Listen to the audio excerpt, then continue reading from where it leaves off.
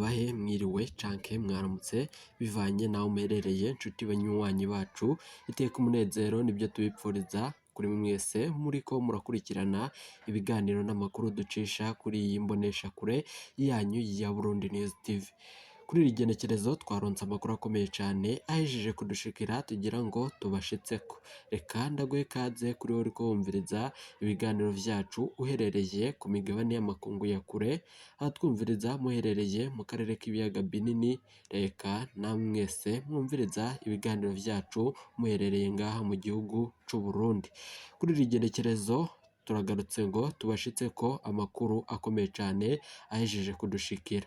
Reka ndagukengurukire cyane nshuti munywanyi kuri wowe wejeje gupyonda ijambo sabone, kuri wowe utarabikora aka niko karyo ndagusaba umanuke munsi y'iyi video urabandikira ijambo sabone upyonde ko uracurabona ari akazogera nawe nyene upyonde ko, hama tuje turabana amakuru n'ibiganiro vya misi yose ido nido.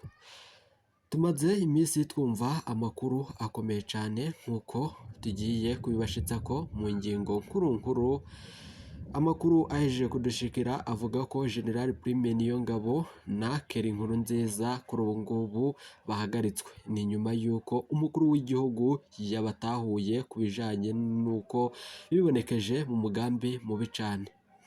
Ejo hahise nkuko twabibashikirije kuri iyi mbonesha kure ya Burundi News TV, mwarumvirije amakuru yuko hakozwe operasiyo yo kugandagura umukuru w'igihugu nyenicubahiro Major Evariste Ndayishimiye. Abo babikoze bari kumwe n'uwahora umushikiranganje wa mbere General Alain Guillaume Bunyoni, ni bandi babigizemwo uruhara.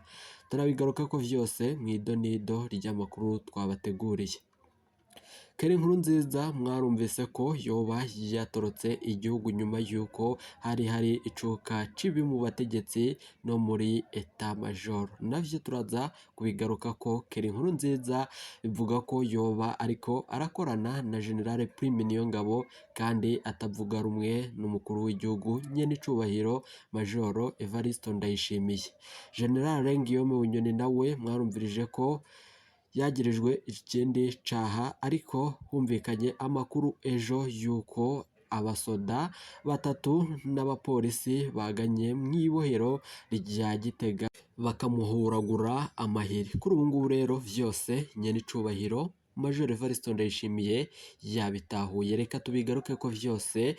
Nanone andi makuru avugwa mu gihugu c'u Burundi nuko Rumonge ihagarikwa n'ipfungwa ry'umukuru wa sentare nkuru y'intara Gaspard Ndahayo yarungitswe mw'ibohero rikuru rya Bururi. Turaza kubigaruka ko nizihe mvo navyo turaza kuvyumviriza muri iri donido ry'amakuru twabateguriye. Reka ayo makuru nandi twabateguriye tugaruke tuyabashitsako mu kanya nyuma y'aka kananga.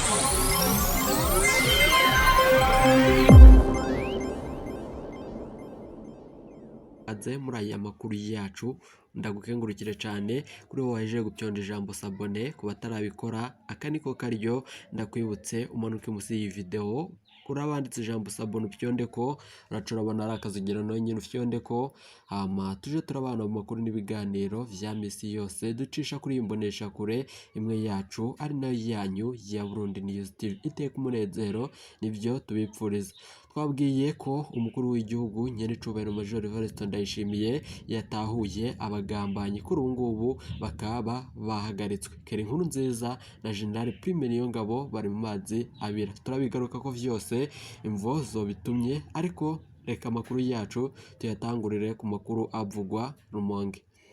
Ihagarikwa n'ipfungwa ry'umukuru wa sentare nkuru y'intara. Kuri ubu ngubu Gaspard Ndahayo yarungitswe mw'ibohero rikuru rya Bururi ubumanuko kuri uyu wa kane ku mugoroba. Mu vyo yagirizwa harimo guhungabanya ubutunzi bw'igihugu. Mwarumvirije ko hari benshi bahungabanyije ubutunzi bw'igihugu. Urupfu rwa Dieudonné Murengerantwari twabashikirije mu masaha y'igitondo birafitanye isano n'ibi biriko byibonekeza canke vyoba ari iyindi dosiye nshasha yoba yibonekeje mu gihugu c'u Burundi. Kubw'umuvugizi w'igipolisi c'u Burundi, uwo mukozi wa leta yahagaritswe n'igipolisi co mu Rumonge. yahagaritswe mu gitondo c'uwa kane. Gaspard Nahayo yahagaritswe ku mutahe n'umushikirizamanza yegamiye sentare isubiramwo imanza ya Bururi. Mu vyo yagirizwa harimwo kunyuruza ibitenge vyari vyafashwe mu ntumbero yo kugwanya urudandazwa rwa magendu rw'ibitenge rukorwa hagati y'u Burundi na Repubulika Iharanira Intwaro Rusangi ya Kongo, cane cane no mu guhungabanya umutekano w'igihugu. Murazi ko magendo ihungabanya umutekano kuko benshi bayironkeramo amahera ibindi nk'uko mugenda mubikurikira. Mwarabonye ko magendu akenshi zinjiriramwo ibigwanisho bitandukanye, kandi nanone abo bayikora bakaba babangamira ng'ababa batanze amatax. Nanone yaciye arungikwa mu ibohero rikuru rya Bururi nyuma yo kumvirizwa n'umushikirizamanza wa Repubulika yegamiye sentare isubiramwo ya Bururi ubw'igipolisi. Mu ntango z'iyindwi abacamanza bandi bane bo muri sentare nkuru y'igihugu ya Gitega, umugwa mukuru wa politiki, harimwo uyirongoye, baranahagaritswe baranapfungirwa mu ibohero rikuru rya Gitega gushika kuri uyu wa kane mu gitondo. Baciye barungikwa mu ibohero rikuru rya Bujumbura, umugwa mukuru w'ubudandaji, ryitwa Mpimba muri uwo wa 26 Gitugutu ubwo nejo hahise, kugira ngo begere sentare igwanya ibiturire ari nayo izobumviriza bikekwa ko kurya ibiturire. Abacamanza benshi bo hagati hashira ubuseruko no mu bumanuko bushira uburengero bahagaritswe muri aya mezi aheze ku mvo nk'izo nyene. Umukuru w'igihugu Evariste Ndayishimiye yaheruka kwemeza neza ko agiye guhigura n'abacamanza barya ibiturire, bamfata nk'uwutaco amaze, akanagabisha ko azoshuhurira abanyagihugu ko ku mucamanza badakora neza kugira ngo babiharanire nanone bo nyene. Kuri ubu ngubu rero twababwiye amakuru akomeye cyane ahejeje kudushikira mu gihugu c'u Burundi. Reka tugaruke tuyabashitsa ko yose mw'idonido ry'amakuru twabateguriye. Umukuru w'igihugu nyene icubahiro Majoro Evariste Ndayishimiye arahejeje gufata ingingo ikomeye cyane kubarya ibiturire n'ibindi bitandukanye, ariko nanone ntareba uwapfunzwe ku bw'akarenganyo. Jerome Niyonkuru yapfunzwe avuga abo barya ibiturire muri BCR. None se yirengagije urya ibiturire kurusha abandi? Jacques Nijimbere muramuzi mwese, niwe mukuru wa BCR. Murazi akarenganyo akorerwa muri BCR. Abapfungwa murazi ko ikigo HCR caherutse gutahura ibibera muri iryo bohero, nanone muri ako gasho gato cane kakira abantu bato, ariko hakabamo abantu benshi cane badafise dosiye. Reka tugaruke muri aya makuru yacu mu buryo bw'idonido. Ubusuma, ubugambanyi, urwango n'ibindi bitandukanye birahejeje kwibonekeza mu gihugu cacu cahora ari ciza c'u Burundi.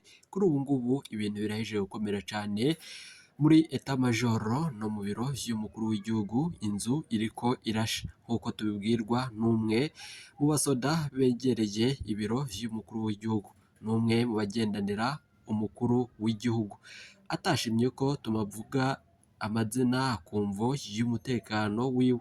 Kuri ubu ngubu rero ibintu birahejeje gukomera cyane muri Etat Major. Ni nyuma y'uko General Prime Niyongabo kw'igenekerezo ry'ejo haheze humvikanye amakuru akomeye cyane ko General Guillaume Bunyoni yasanzwe mu ibohero hama agahuragurwa amahire. Umukuru w'igihugu na bamwe mu babegereye ubutegetsi bwa Major Evariste Ndayishimiye, harimo umuvugizi w'umukuru w'igihugu, yatangaje ko ayo makuru mwumvirije kuri iyi Burundi News TV ariyo yari yashizwe hanze na General Prime Niyongabo. Harumvikanye ko General Prime Niyongabo ariwe yatanze itegeko ryo kujya gutegura iriya dosiye mu ibohero rya Gitega, kumva zo gushaka kugumura abenegihugu no kubaha amakuru ajanye n'ubugumutsi. Mwarumvirije kandi nanone andi makuru avuga ko General Prime Niyongabo yakuwe mu rugo iwiwe vyari vyo rwose nk'uko vyemejwe n'umwe mu begereye ubutegetsi. Yakuwe mu rugo iwiwe ku mvo z'amatohoza igipolisi cariko cirakora. Igisirikare carabandanije kigira ati General Prime Niyongabo n'umwe mu bahejeje gutegura umugambi wo gutembagaza umukuru w'igihugu nyene icubahiro Majoro Evariste Ndayishimiye. None kuri ubu ngubu ahagaritswe kuri igenekerezo ku mvo z'amatohoza. None kuri ubu ngubu umukuru w'igihugu yaronse amakuru y'uko ivyo vyose vyaba vyatahuwe, ariko arabandanya mu kubeshuza ububeshi bwibonekeje ku bijanye n'izi dosiye zose. Ariko ayo makuru aremeza neza ko General Prime Niyongabo ariwe ku igenekerezo ry'ejo haheze ariwe yagiye mu ibohero rya Gitega agaca aratangura guhondagura Alain Guillaume Bunyoni amahiri kumvo zo kugaragariza abanyagihugu umugambi mubi ukorerwa mu ibohero rya Gitega. General Prime Niyongabo yohereje abasodindwi baja muri iryo bohero n'abapolisi bashika kuri indwi. None ibintu birahejeje gukomera cyane. Umutetsi watekeraga General Guillaume Bunyoni mu ibohero rya Gitega yaturungikiye amakuru akomeye cyane turi buze kubashitsa ko mw'idonido ry'amakuru turi buze kubashitsa ko ku mugoroba. Hari amakuru twaronse ko kuri ubu ngubu Jules Ndihokubwayo ari we agiye gusubirira General Prime Niyongabo ku mvo zo kuba General Prime Niyongabo agiye guhagarikwa. Andi makuru ya bamwe mu bihangange akavuga ko General Prime Niyongabo nubwo apfunzwe kuri ubu atakurwa mu mabanga kandi Gervais Ndirakobuca atashize umukono ku itangazo canke kw'idokere yoba yasinyweho n'umukuru w'igihugu. Kuri ubu ngubu rero turategereje ivyerekeranye n'iyi dosiye, naho Keri Nkurunziza we ariko ngarafatanya n'uyu mu General Prime Niyongabo.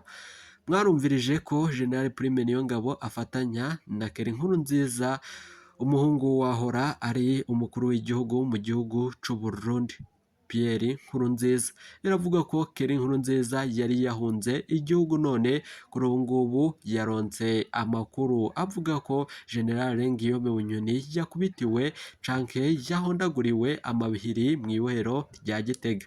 Mwaravyumvirije ku video yabanje, mwaravyiboneye uko abapolisi n'abasirikare binjiye mu ibohero rya Gitega kumvo z'uko bari barungitswe na General Prime Niyongabo bakabesha ko ari Neva yobatumye.